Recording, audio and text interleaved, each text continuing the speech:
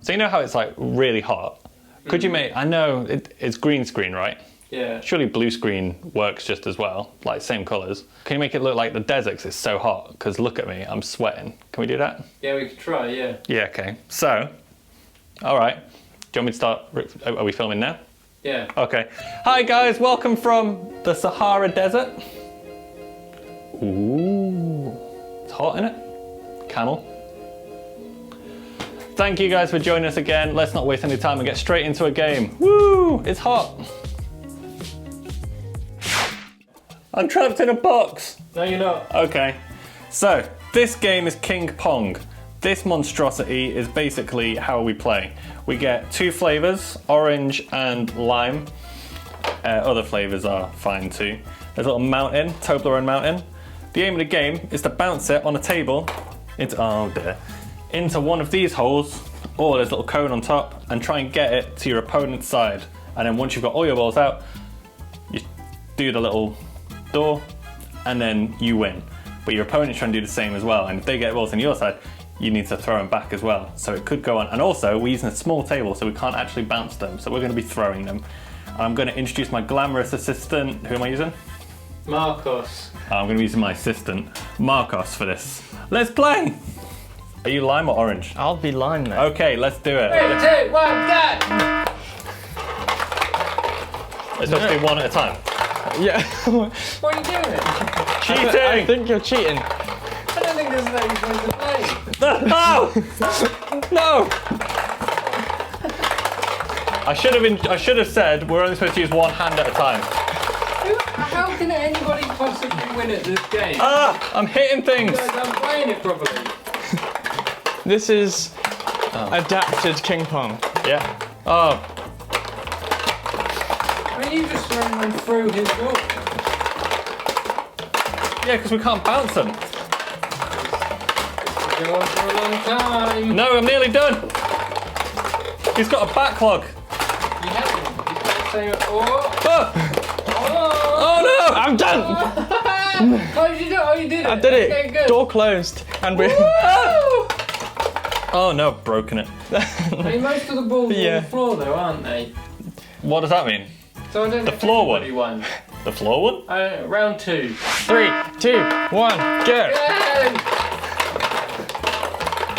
They're just all getting stuck in here. There's some on the floor. Yeah, that's fine. You haven't won yet. Oh! Wait a second. Hey! Ah, I think That's a lot. that's definitive, right? That was a lot of cheatery. I think that was a quick game. That's 1-1, right? Round Or did the 3. floor win the round 1? I can't remember. So I've already won rounds 1 and 2. No. I'm wrong. So round 3. Ready? Go. We're supposed to use one hand as well, aren't we? Oh no. Oh no. There's some more on the floor. Ah! Ah! I don't think you've won. You just thrown them all on the floor. I don't know if the camera can pick up that I just scooped all of mine out of my tray and shut the door. Oh man. What we've learned is that really, as an organisation, we should put more effort into planning out what games we do. Games look better on camera. So basically, we've both lost because that was an absolute travesty. You guys have lost because this is time you're never getting back. Yeah. Should we move on? I think that's Let's a good move idea. on. Okay. Losers. Before we get into our talk, I'm going to say a quick prayer and we're going to hear a song that was produced, arranged, recorded, basically everything by one of our young people, Daisy. So, God, I just thank you that there's evidence of your beauty all around the world. Amen.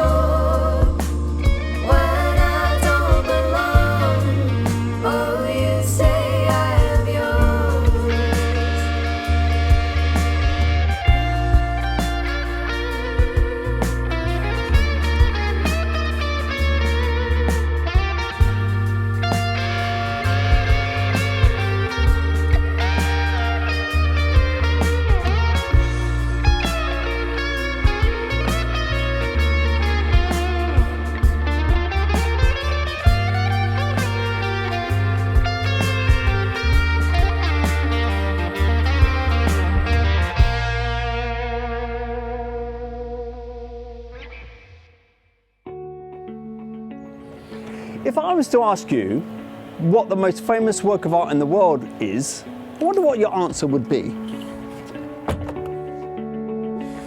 Many of you would probably answer the Mona Lisa, or if you can't remember the name, the girl with no eyebrows and the quirky smile.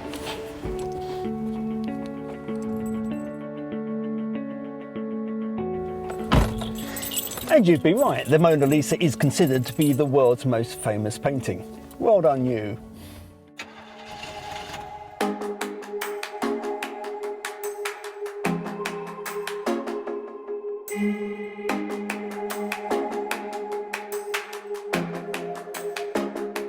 The guy who painted it was called Leonardo da Vinci. Now, he lived in Italy 500 years ago in a period called the Great Renaissance, when all things arty was booming. He was not only a painter, he was also an engineer, a designer, an architect, a sculptor, and a draftsman. He had a lot going for him. Needless to say, he created other stunning works of art besides the Mona Lisa, and a cool mystery story surrounds one of them, which is worth telling.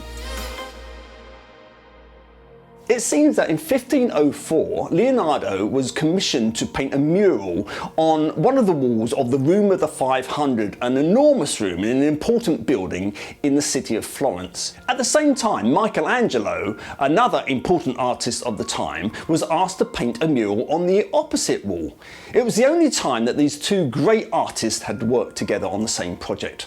Both paintings were to depict epic battle scenes. Michelangelo, however, after getting started, got a better offer from the Pope to build his tomb. So he packed up his tools and popped off back to Rome. Leonardo, meanwhile, drew out his sketch for his mural.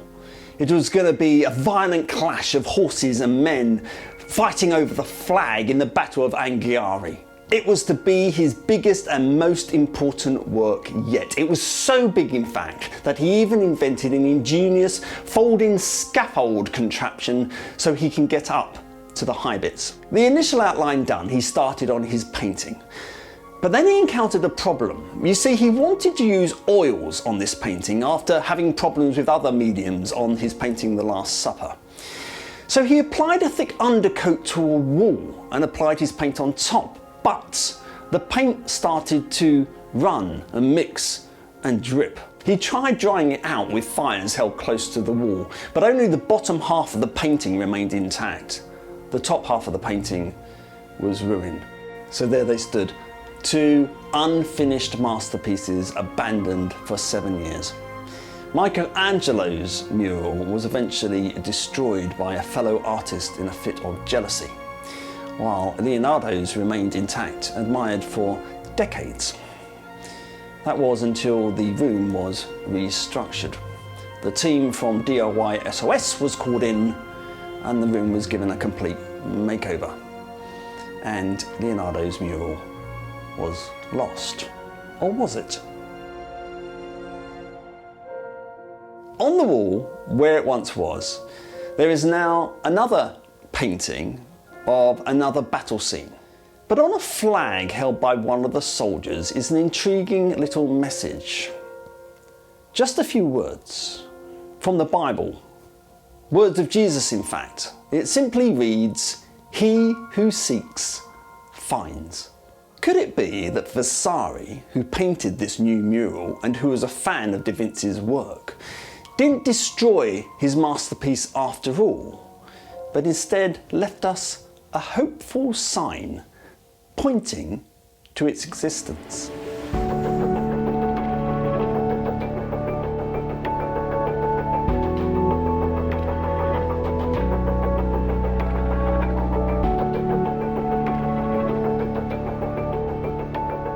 We're an arty bunch of beings, us humans, aren't we? I mean, even if you're not into touring the grand masters in art galleries, we all love a bit of creativity. I mean, from the earliest discovery of the earliest cave painting to the latest discovery of the latest Banksy, mankind is a bit obsessed with art.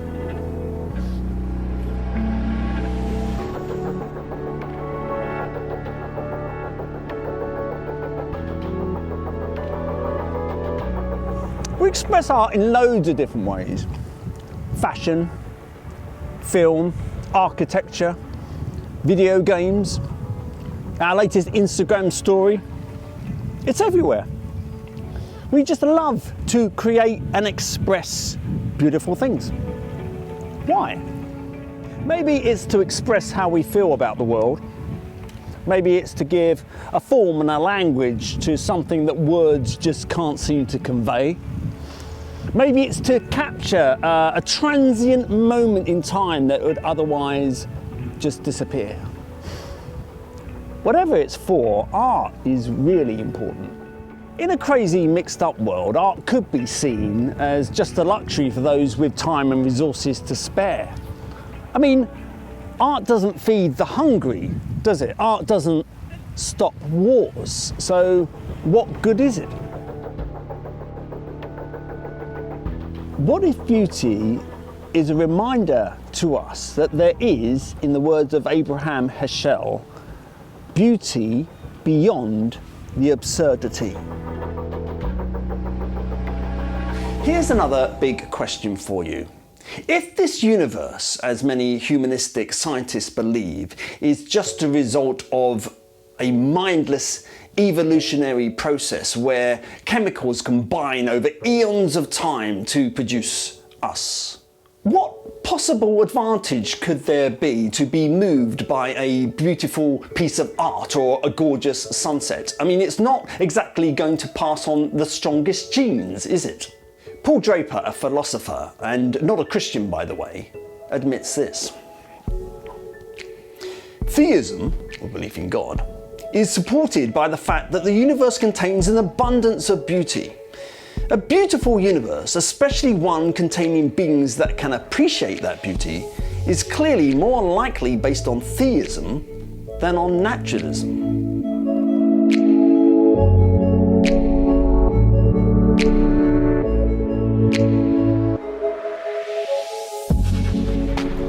Impressive natural beauty is in no way linked to survival, so why then should overwhelming natural beauty exist? I mean, why isn't everything uniform battleship grey colour? And while we're on the subject, why are duck-shaped flowers even a thing? The natural world seems to be purposefully artistic, and we as humans seem to be designed to appreciate it. I mean, it seems to be one of those things that actually separates us from the rest of creation. I suppose you could call it having a soul, to be able to appreciate beauty and to create it in return. Allow me to put my geek on for a minute. At Nova Robotics, the future is in good hands. In the classic 80s film Short Circuit, a military robot, number 5, is struck by lightning and starts to become self-aware. In one scene, he witnesses a sunset and remarks that it is beautiful. It's one of the definitive things that convinces his owner that he is indeed miraculously alive, resulting in the infamous quote, for 80s kids like me anyway, "Number 5 is alive."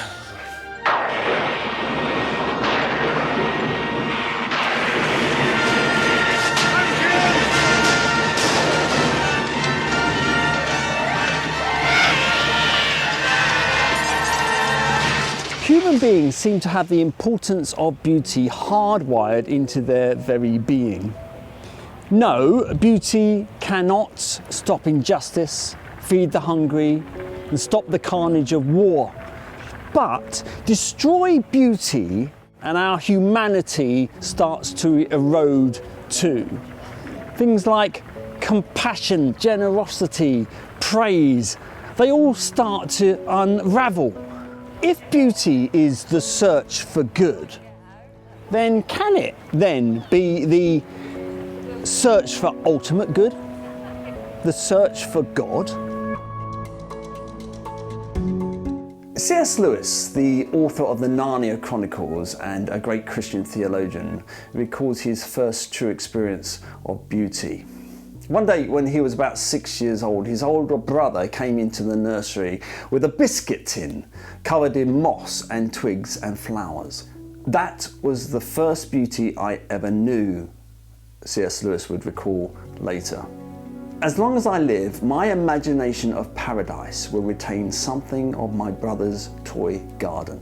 Fast forward many years, and now Lewis is teaching at Oxford University. He is a committed atheist. He cannot equate a loving God with the trials he has known. His intellect argues against an all-powerful creator when there is so much horror in this world. But during those Oxford years, Lewis's atheism was beginning to erode. For all his life, he had been searching for this elusive thing he had called joy. And then one day he had a profound experience against which all his atheist arguments were powerless. As I stood beside a flowering currant bush on a summer day, there suddenly arose within me, without warning, as if from the depth not of years but of centuries, the memory of that earlier morning at the old house when my brother had brought his toy garden into the nursery. It is difficult to find words strong enough for the sensation which came over me. Milton's enormous bliss of Eden comes somewhere near it. It was a sensation, of course, of desire, but desire for what? Before I knew what I desired, the desire itself was gone. The whole glimpse withdrawn. The world turned commonplace again, or only stirred by a longing for the longing that had just ceased. It had taken only a moment of time, and in a certain sense, everything else that had ever happened to me was insignificant in comparison. What did C.S. Lewis glimpse in that moment? What was this desire? And I must admit, I felt that too. Like when I've stood on the rocky ledge of a mountain and gazed over a majestic landscape, or wandered out of an evening to just see a serene sunset. Something in the beauty just calls to my soul. It's not enough for me just to see the beauty though. I want to capture it. I want to own it. I want to be part of it. I want it to change me, to be better. Maybe that's why I take so many photos. Is that me just being arty? I don't think so. I googled it. And this is what the artist and photographer Tyler Gathrow says. I have learned that the visual impacts the spiritual. You see, it is as if there is a world of ideal beauty, and between it and me hangs only a veil. And often that veil hangs motionless until that beautiful moment when the wind blows and the curtain flutters aside. It is then that I get a glimpse of the celestial world beyond. Only a glimpse. But in that moment, when all of my physical senses seem to be turned off, my hair stands on end while a transcendent feeling flows through me, lifting me off the ground and filling me with light. It seems that C.S. Lewis agrees with us both when he writes, "We do not merely want to see beauty, though God knows even that is bounty enough. We want something else which can hardly be put into words, to be united with the beauty we see, to pass into it, to receive it into ourselves, to bathe in it, to become part of it." So, what does the Bible say about all this? Quite a lot, actually. Firstly, it tells us that God created everything. In the beginning, God created the heavens and the earth, which means that we are not just the result of chemicals randomly coming together over millions of years. We are not accidents. You are not an accident, even if, like me, you took your parents a little bit by surprise. Life's awesome diversity and incredible beauty is the result of the heart and mind of God, who is extravagantly artistic. In the New Testament, Paul writes, Ever since the world was created, people have seen the earth and the sky. Through everything God made, they can clearly see His invisible qualities, His eternal power and divine nature. So they have no excuse for not knowing God. And there you go. Beauty in creation has a purpose, to point us towards the God who made it. And C.S. Lewis, Tyler, Gathro and myself have all felt that. I wonder if you've felt that tug too.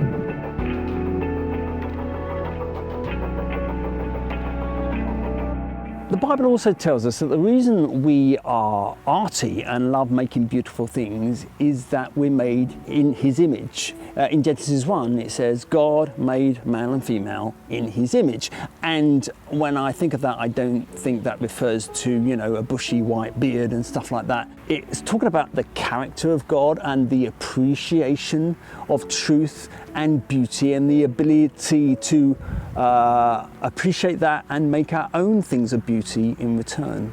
In the Old Testament, before the temple was built in Jerusalem, God instructed His people to build a tent of meeting. Now, this was a place where He would come and speak with Moses, their leader. And now this tent wasn't to be some just grey, drab cloth. It was designed to be a thing of beauty. It was made to reflect the Garden of Eden, where God had first walked and talked with His people. Listen to God's words in Exodus 31. Look, I have specifically chosen Bezalel, son of Uri, grandson of Hur, of the tribe of Judah. I have filled him with the Spirit of God, giving him great wisdom, ability, and expertise in all kinds of crafts.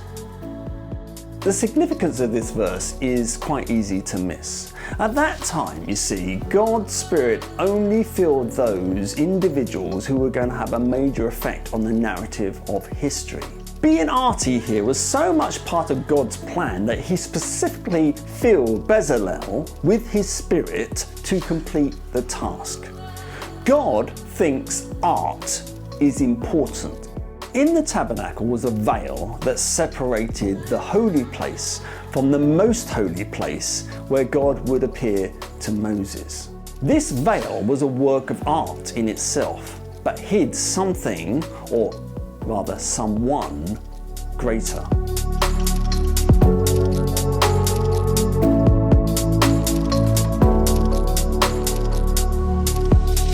Bear that in mind as we return to our Da Vinci mystery. Does his masterpiece still exist? Was the message left by Vasari a real clue or just a red herring? A strange concept because the flag it was written on was green. Vasari was no stranger to hiding paintings. He'd done it once with a painting of the Trinity in a chapel, and he'd created a false wall to hide the painting behind. So had he done the same sort of thing with Da Vinci's masterpiece? In December 2011, permission was given for small holes to be drilled through Vasari's fresco. And then an endoscopic probe with a camera on it was inserted through the curtain wall into the cavity behind. The team discovered fragments of pigment and fresco surfacing on the plaster of the inner wall. In March 2012, the researchers said the material found behind the Vasari wall shows a chemical composition similar to black pigment found in brown glazes on Leonardo's Mona Lisa. Conclusive proof? It's still a bit of a mystery. Is there a masterpiece by a great artist hidden behind a wall, behind a screen? And will it ever again be seen by human eyes? As a Christian, I believe there is a barrier, a screen, a veil, if you like, that separates our physical world from the heavenly place where God dwells. It separates this holy place from the most holy place, We cannot see past it yet, but we yearn to. Oh, how we yearn to. Why? Because the source of all beauty, of all hope, of all joy dwells there. And we want that. God has set eternity in our hearts, and we will be restless until we find it. What if every single work of art in the world is a reflection of that desire? What if every piece of natural beauty is pointing to it? Like the message on Vasari's flag, he who seeks finds. A message not pointing to creation itself, but to the one behind it all. I'll leave you to ponder the words of Thomas Aquinas. Man is not perfectly happy so long as something remains for him to desire and seek. And the only desired object that can stop our seeking is nothing less than the beautiful vision of God.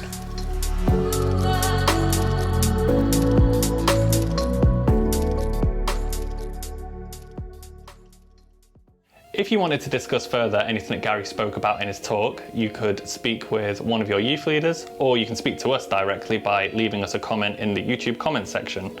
And also, follow Norwich Youth for Christ on YouTube, Facebook, Instagram, Twitch, and Discord. I think I've remembered them all. That's all of them. That's all. I'm getting a nod. That's all of them. Like this video if you like this video.